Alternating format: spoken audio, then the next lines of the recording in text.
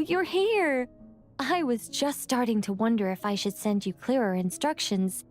But then I thought, if I make my hints too obvious, it might get in the way of your travel plans. And then, just as I was pacing back and forth, agonizing over what I was going to do, you turned up here anyway. So, it looks like everything worked out fine. Hey, Nicole! You're so full of energy today! And words! You're so full of words! I'll take that as a compliment. All right then. Are you ready to check out my next room?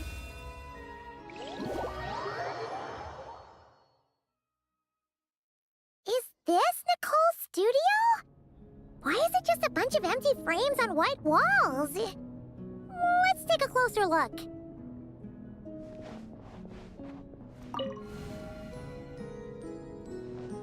What the? Paimon almost had a heart attack being sucked in by a painting like that. Wait a sec. This place looks familiar. Oh, it's the table where the mages hold their tea parties. It all started the first time Alice invited me for tea. On that day, I didn't attend in person, mostly because back then, I still hadn't decided whether I really wanted to join the Hexen Circle or not. Alice was the only one there who knew my true identity. She warned me not to say a word or let anyone else discover who I was. I was only supposed to observe. And then what happened? Well, then I concluded that she was punishing me for my hesitation to join. Everyone was talking about such interesting things. How could I not chime in? And of course, when you're in the middle of a conversation and someone throws out a question you know the answer to, how are you supposed to keep your mouth shut? Which brings us to the bet between Barbeloth and Alice, Rhindaughter's forbidden creations, Ivanovna's political machinations. It was like a series of exquisitely acted plays, distilled within the confines of a teacup. Their words alone were enough to ignite my instinct to lay the truth bare before them. So, you piped up inside their heads? Of course not. Even though I felt like my head was going to explode, I still made sure to hold it all in. I'm a responsible angel, after all, and I'm well aware of the difference between what I want to say and what I'm allowed to say. So, I had a private little word with Alice inside her head, just me and her, and I agreed to join the Hexen Circle, right there and then.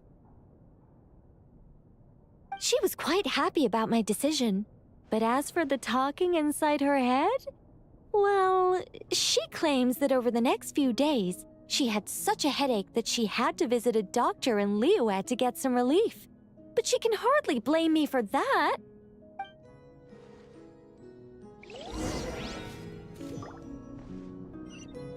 How about we go look at the other frames? Paimon's starting to feel like she needs some relief, too.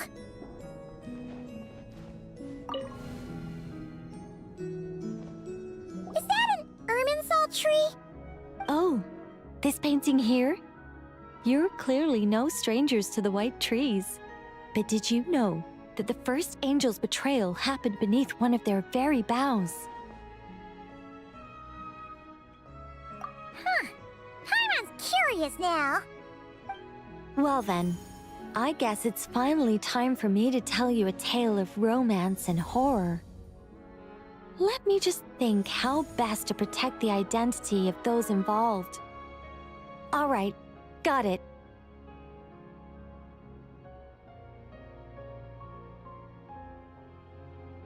A long, long time ago, there was once a traveler who wandered among the stars. They were nothing like you, but that's not important right now. One day, he traveled to a silver tree to visit the princess of the morning star. Before long, he started asking her about her kingdom's most forbidden secrets. His words puzzled the princess. How could he possibly know of all these things forbidden by the gods?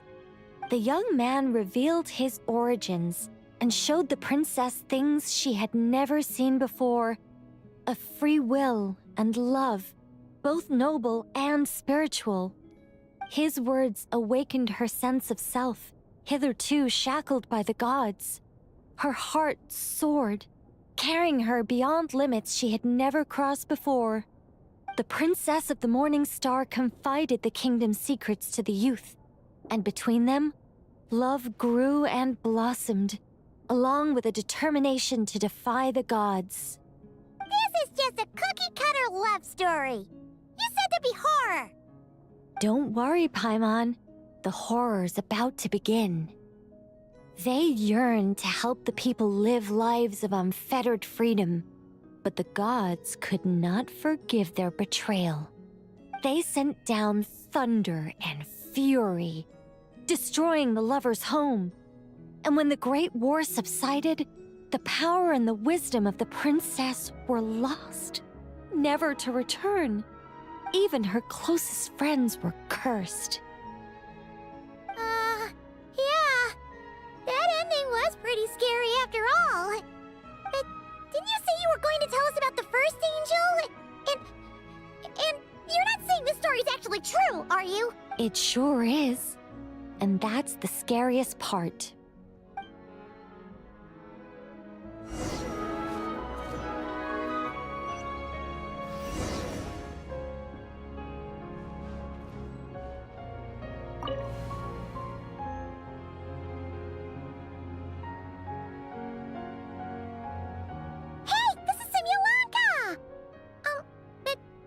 Why are there light novels from Yai Publishing House all over the floor? Well, on the subject of my literary enlightenment, my greatest inspiration of all is none other than Lady Anya herself. She was the last to join the Hexenzirkel, and yet the first to leave. I loved all of her stories, whether it was just an idea or a fully fleshed out manuscript. Anya was always so skilled at making her readers gasp with joy. Hexenzirkel discussions rarely stray far from magic, and it's my belief that Anya possessed a unique magic of her own. She could weave love and compassion into words and stories that would touch the hearts of others. I asked her for tips on how to write compelling tales. She taught me a lot of tricks and techniques, but in the end, my biggest enemy has always been myself. That's one way of putting it. Communicating through thought is so much more convenient. I guess even angels can succumb to laziness. However, recently I've resolved to make an effort, even if it's just to spare myself reproaches from a certain old Seelie friend of mine. Oh! Does that mean we're finally gonna get to read something you've written? Who said anything about writing? I'm talking about buying popular works from the last few centuries to flip through in my spare time.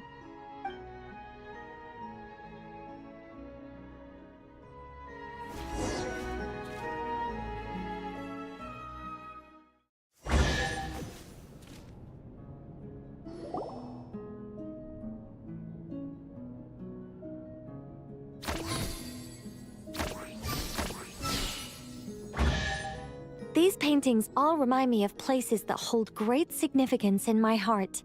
And now, the studio has been fully restored.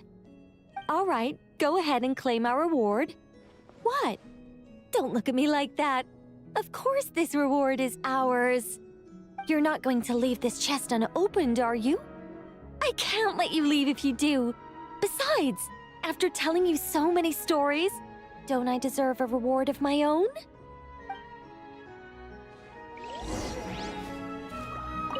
A happy story all wrapped up. See you next time.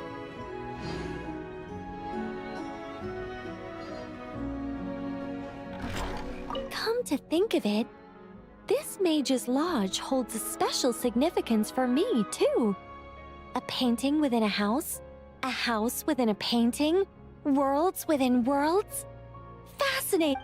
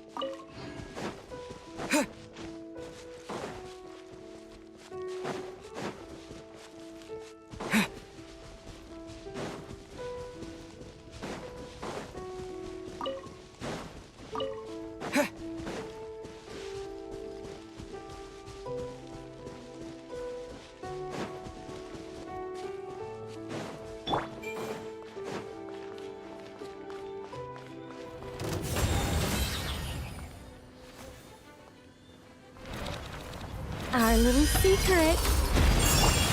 Blazing light! By everlasting flame!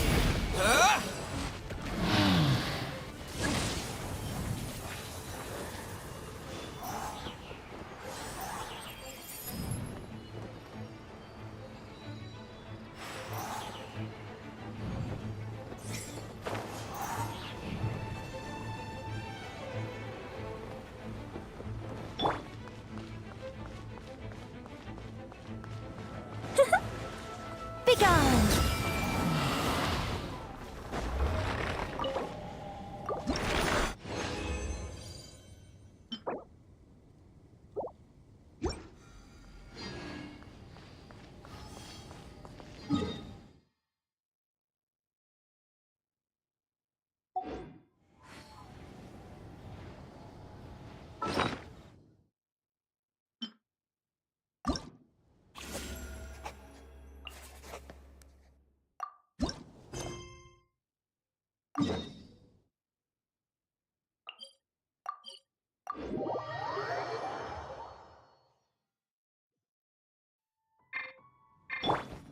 Yeah!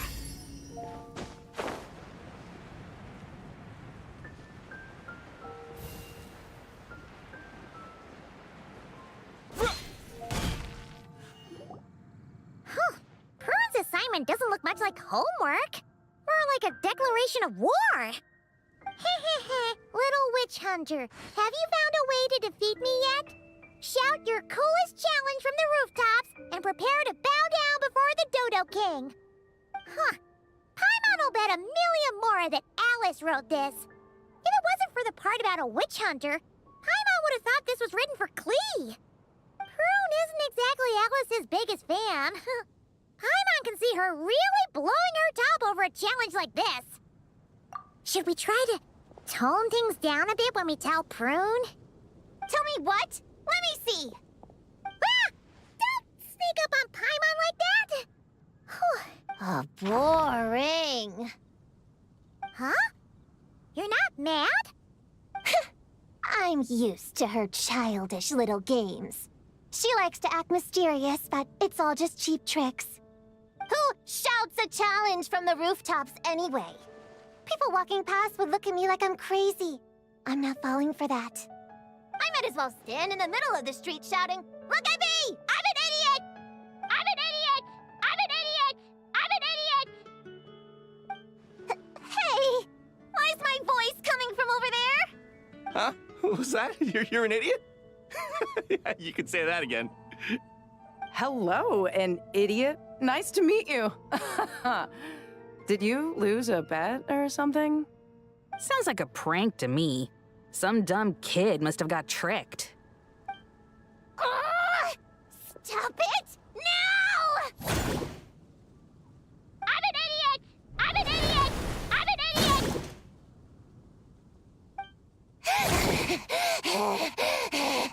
Calm down, Prune.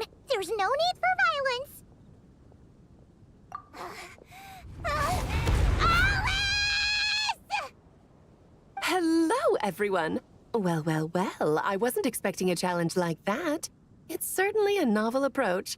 Anyway, congratulations on successfully activating your witch's homework challenge. I've prepared a magical space for you with a real sense of pomp and circumstance, but it's going to take a while to load. So I thought, why not turn your challenge into loading music while you wait? Play it again and again to really build the excitement and get you properly pumped up. What do you think? I'm an idiot! I'm an idiot! I'm an idiot! Hey! That wasn't a challenge! Turn that stupid noise off right now! Oh dear, it looks like there's been a misunderstanding. I'm afraid the loading music's already merged with the challenge.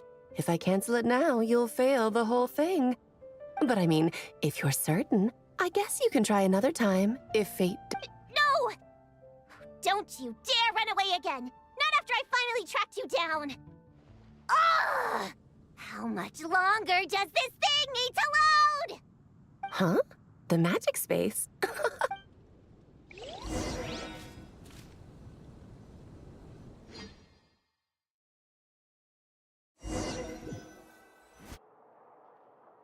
Welcome to the pinnacle of the dramatic arts in all of Tibet, the Opera Epiclès, or rather, a magical facsimile of it. Your challenge is to win a debate, which is exactly why this magical space was created. Not bad, huh? Go on, try telling me the sense of spectacle isn't overwhelming you. A debate? Don't you remember how I wiped the floor with you last time? Did you really go to all this trouble just to embarrass yourself again? Well done. You displayed the intellect of a 16-year-old in a debate designed for 12-year-olds. How remarkable you are. I know how much you like to argue, so I've prepared a wonderful topic that even you won't be able to refute.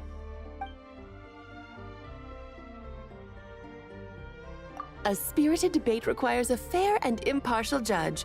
Naturally, you are the only candidate worth considering, and I'm sure everyone else here agrees.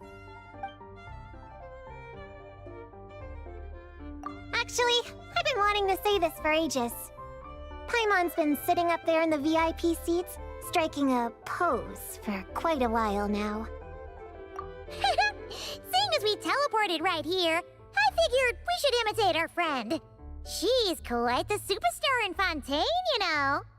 As I recall, Paimon loves watching a good show. Well, there's no better seat in the house, wouldn't you say, Paimon? Paimon can see everything. But, is it really alright for Paimon to watch from up here? She feels a little out of place. Relax. This is my magic space, and I make the rules. I guarantee you the hoi polloi police aren't coming to kick you out. Enough time wasting. Let's get this over with. What's the topic? Klee is a bad kid. Huh? This is the topic for you to refute.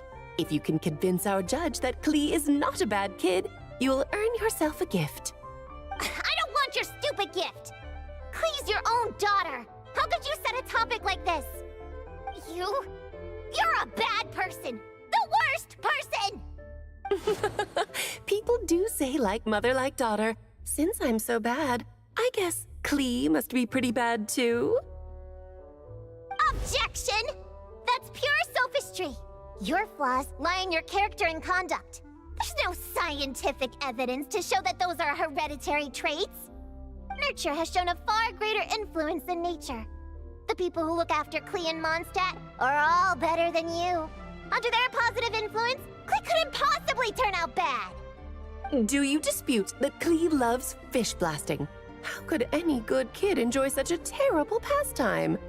That's just the nature of a child who hasn't been taught right from wrong.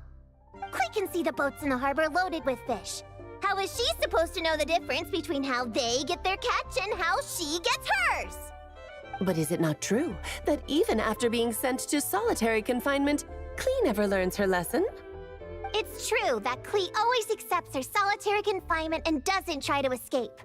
That clearly shows she understands her punishment and doesn't hide from her actions. Klee shouldn't be labeled as bad when she readily faces the consequences of her actions. Moreover, after her last time in solitary confinement, despite saying she wanted to go fish blasting, she hasn't done it once without permission. In fact, the last time she did go, it was only at the behest, you could say instigation, of someone she trusted. Her own mother, no less! At the end of the day, there's only one person here who deserves the title of bad kid. No, wait.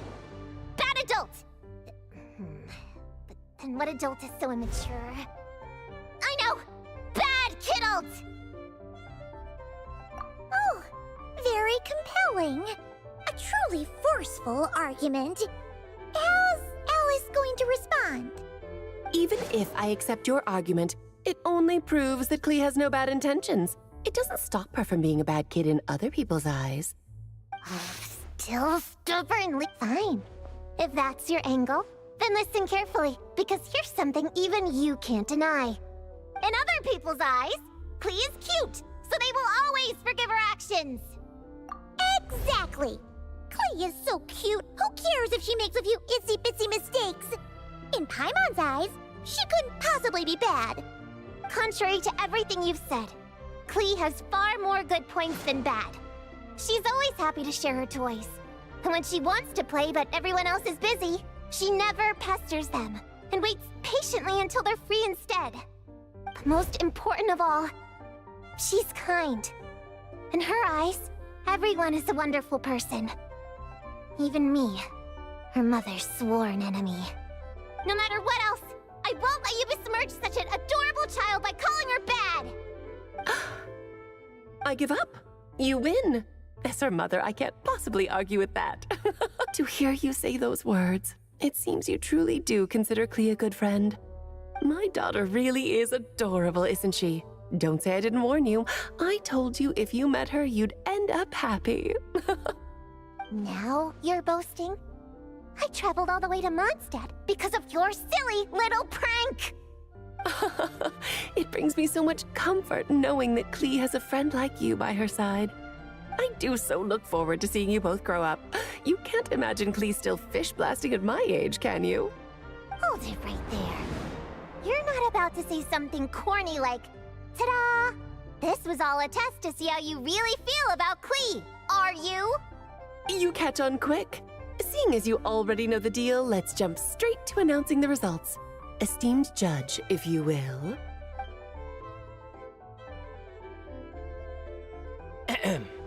Little Prune's Witch Challenge. Passed. Please accept the following witch's blessing. May you be as happy, healthy, well-fed, and worry-free as Klee herself. When it comes down to it, you and Klee are both good kids. You're allowed to make mistakes from time to time, or even throw cutie-wooty little tantrums. Thanks? But this doesn't change anything between us. First things first, stop treating me like a child. And second things second, I'm a witch hunter, and I won't forget my duty. You lost this time, so come out here and stop trying to fool me with that stupid doll. Oh my, would you look at the time? Well, I had a lot of fun today. I'll be sure to drop by the next time I'm free. Toodaloo! Hey, did you hear me? I haven't finished with you yet! Don't you dare...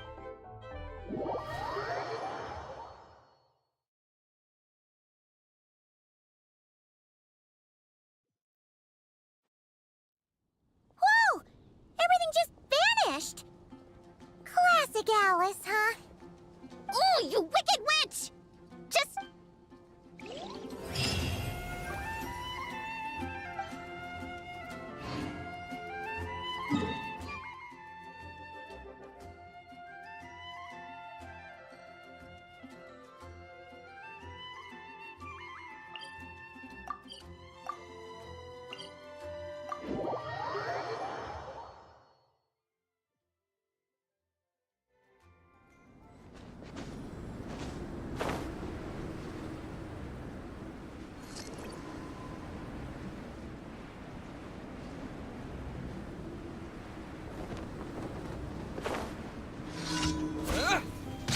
Honed in flame! Such defiance. Right there. My work. A new dawn rises! Devouring claw! This isn't good.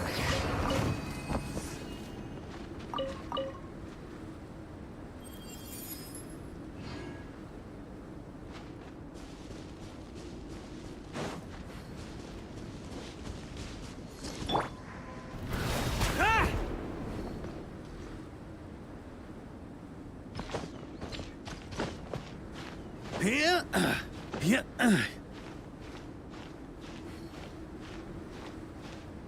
Yeah. Here.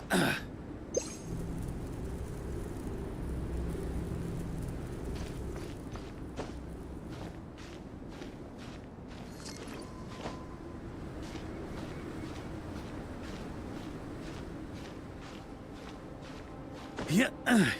Yeah. Try to keep up.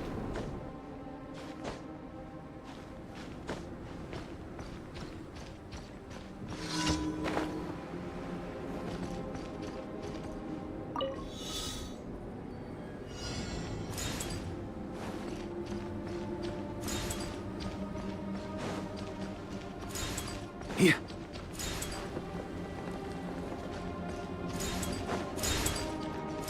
Huh?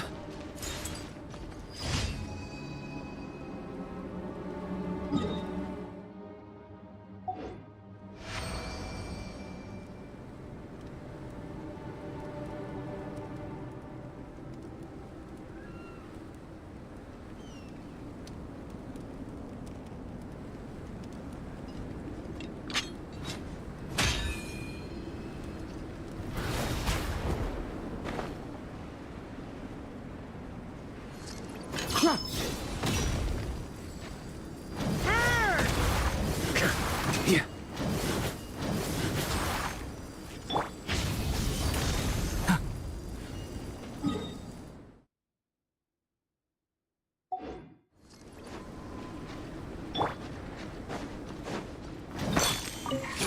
Huh?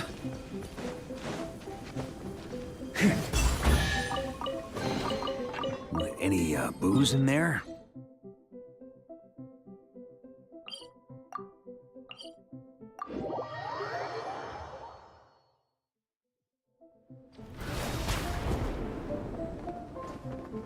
Ooh.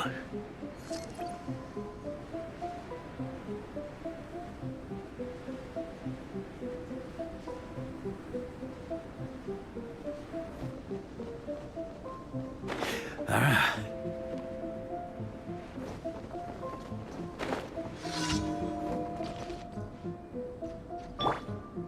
Watch out!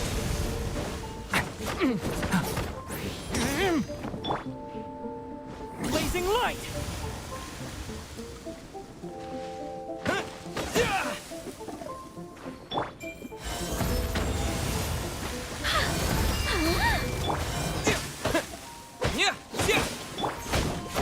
Hey! Stay back!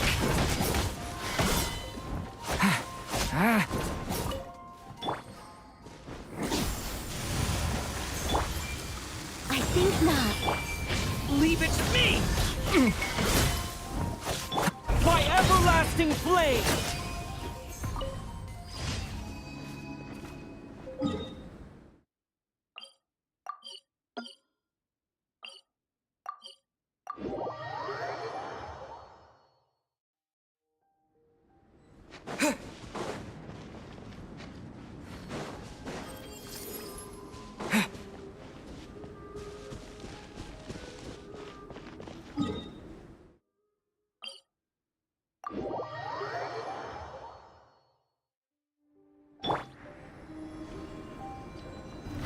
Try to keep up!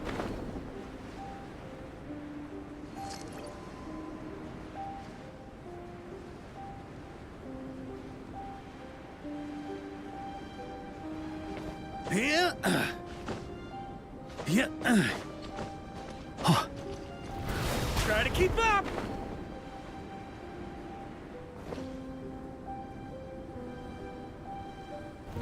Try to keep up!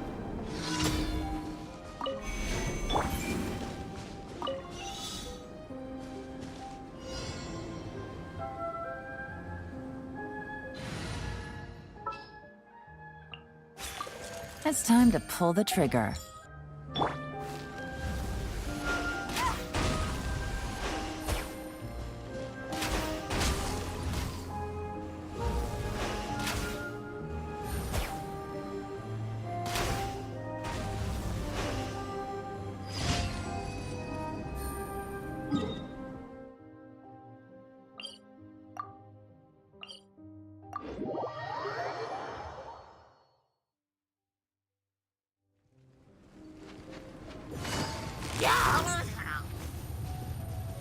Quietly now.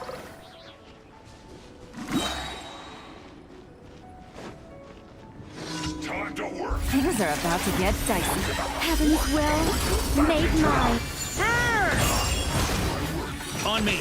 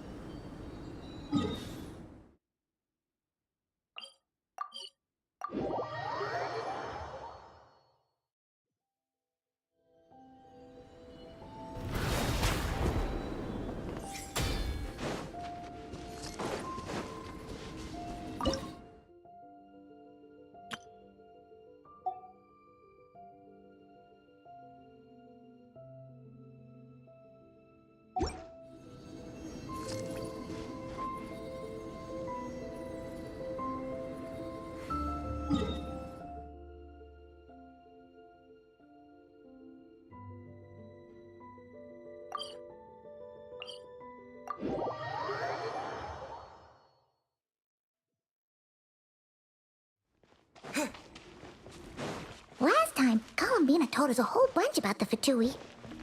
Wonder what sort of things she'll talk about today. Let's hope she's in the mood to share. Columbina? Oh, it looks like something's bothering her. Is it this one?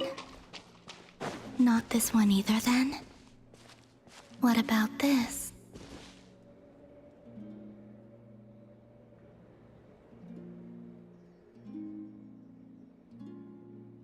Not this blue, then? Oh, it's you. Could you help me? I'll be sure to return the favor. Are you kidding? You know you don't owe us anything, right? Yeah, we'd help you even if you had nothing to give us. So, what sort of help do you need? Well, to be precise, this creature is the one that needs help. Huh? The Kuhenki? Yes. This little one procured a paintbrush somewhere, and upon returning to my side, proceeded to swish about happily. I found a canvas and some paint for her, but though some time has passed, her attempts to mix the colors she desires have met with little success. Whoa! Where did you come from?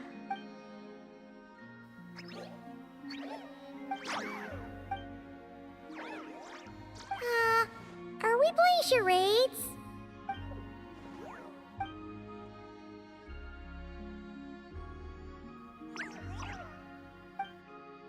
Huh! Looks like she's taken an interest in your pack. Perhaps you carry suitable colors on your person. We don't usually carry around stuff like that. Speaking of which, where did you find the paint? No offense, but you, don't look like the painting sort. This little one was quite impatient, so I made some paint using the colorful flowers nearby. Huh. Could Luanatar be looking for other colorful things to make paint with then? Come on, let's see what we've got in our packs.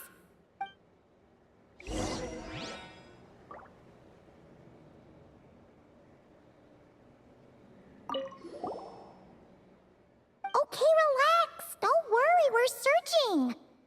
Colorful plants from Nokrai would be the #1 choice, right?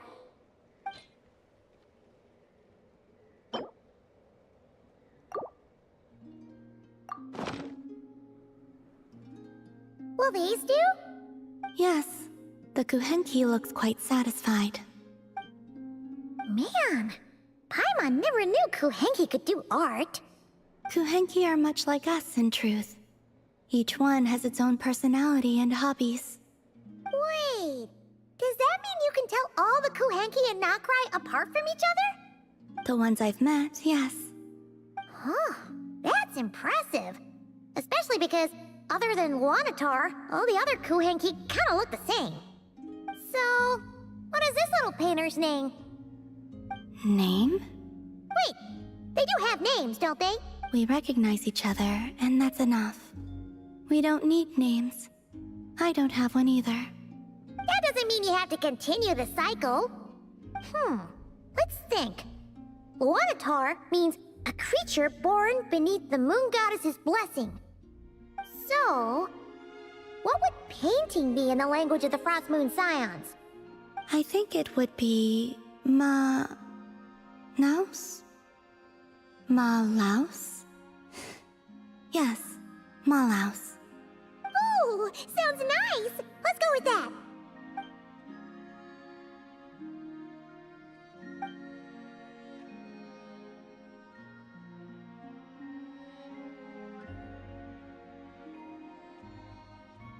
What is it, Malaus? Done with your painting?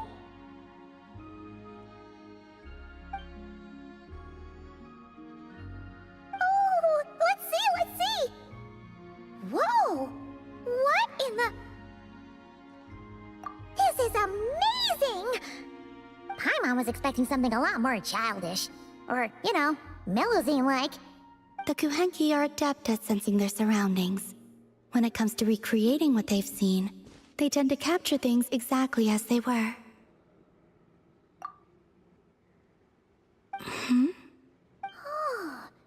It looks like Kalamina when she was first born. Huh?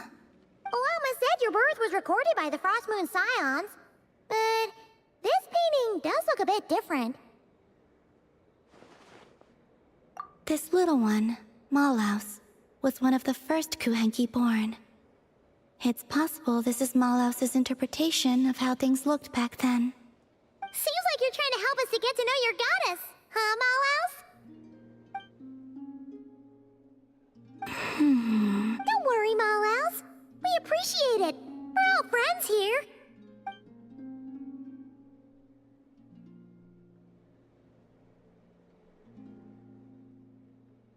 Wow, that was quick! You finished another painting already? This must depict the Frost Moon Scions worshipping Kalamina as their goddess. What's she doing by the altar? The details are too small to make out.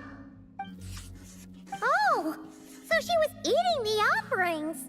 Was I not supposed to? Oh, no. It's just a bit, unconventional. Well, they were delicious. Fair point. Yes, I understand. Give me your hand.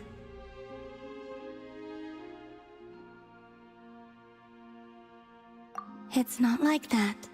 This is proof that we're friends.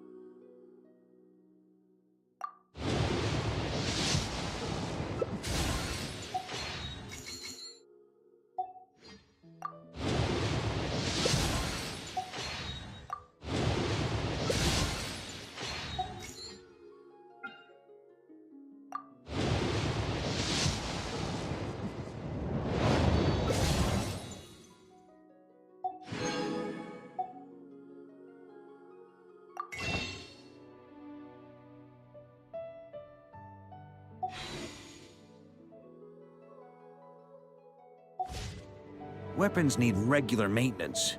Take good care of them, and they'll take care of you when it matters most.